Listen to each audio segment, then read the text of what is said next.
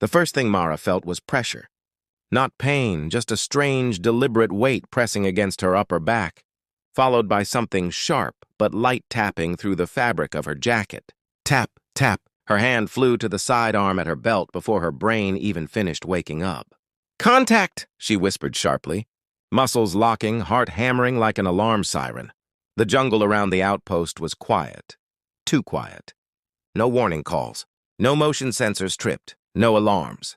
And yet something was on her. Mara rolled to the side, weapons snapping up in one smooth motion. Training overriding panic. "Move!" she shouted. What she saw made her freeze mid-breath. 3 small shapes tumbled off her back and landed in the dirt with soft, clumsy thumps. They were fluffy. Not metaphorically fluffy, actually fluffy. Each was about the size of a medium dog, covered in thick silver-blue fur with oversized ears, stubby limbs, and enormous golden eyes that blinked up at her in confusion. Tiny claws, sharp but clearly not built for combat, curled inward as they squeaked in surprise. One let out a small hiccup-like chirp. Another sneezed. The third immediately waddled forward and pressed its face against her boot. Mara stared. Her weapon slowly lowered. "What?" she breathed. "The hell?" Her translator implant kicked in a second later. "Warm, safe, soft." The words weren't spoken. They were impressions, instinctive, emotional pulses brushing against her thoughts like a sleepy wave. She swallowed hard.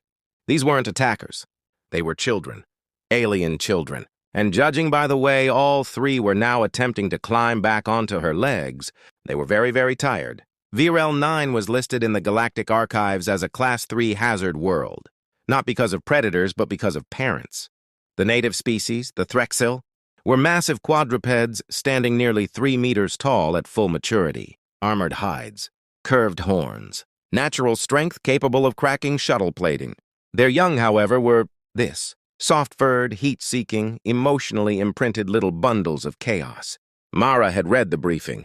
She just hadn't expected to become a mattress. One cub managed to climb halfway up her torso, before losing balance and flopping directly onto her chest. It let out a pleased trill and immediately curled up, face buried under her chin. Another squeezed against her side, tail flicking lazily. The third climbed onto her shoulder and draped itself across her neck like an oversized scarf. Mara stood there frozen, hands hovering uselessly in the air.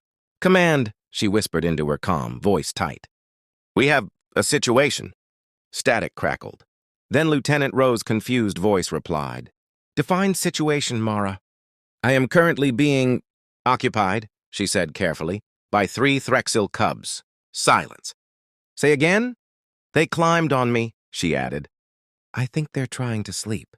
As if on cue, all 3 cubs sighed simultaneously. The weight increased. Her knees bent slightly. "Oh no," she muttered. Mara eased herself down slowly, careful not to disturb them.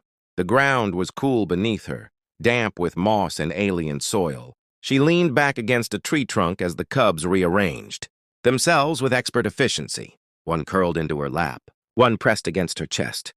One wedged itself between her side and the tree.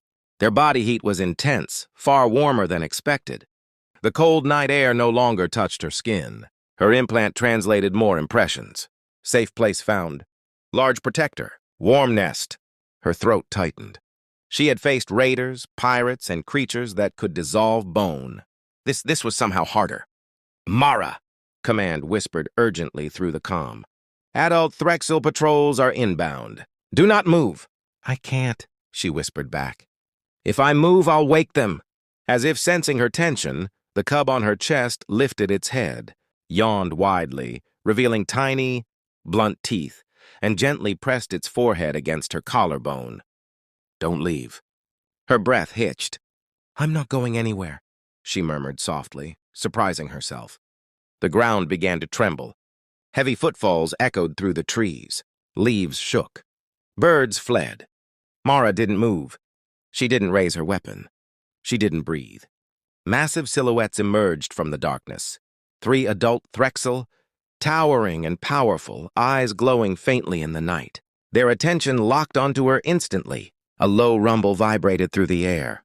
Mara raised one hand slowly, palm open, while the other instinctively shielded the cubs. I'm not a threat, she said quietly. I swear. The largest adult stepped forward. Its gaze dropped not to her face but to the cubs.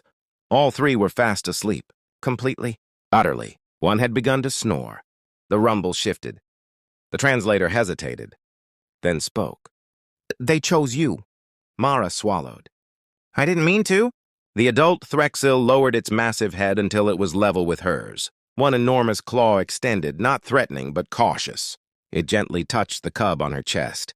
The cub squeaked happily and burrowed deeper into Mara's jacket. The adult let out a sound that could only be described as a purr, deep and resonant. You are warm. You stayed. You protected. Mara felt tears sting her eyes. By morning, the story had spread across the outpost. Human marine becomes Threxil nest. Diplomats watched in stunned silence as Mara sat calmly on a med pad while three cubs slept on her like living blankets. The adult Threxil stood guard nearby, relaxed, trusting. The lead xenologist whispered, Do you realize what this means? Mara smiled faintly, careful not to move. They think I'm furniture? No, the xenologist said softly. They think you're family. Later, the Galactic Council would revise humanity's profile. Not stronger, not deadlier, not more aggressive, but something else entirely.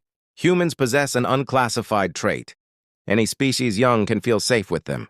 As the cubs finally stirred and were gently lifted away by their parents, one paused. It toddled back, placed its head against Mara's knee. Warm place remembered. Mara laughed quietly through her tears. Anytime, she said. And for the first time since humanity reached the stars, the galaxy learned something new to fear and to trust.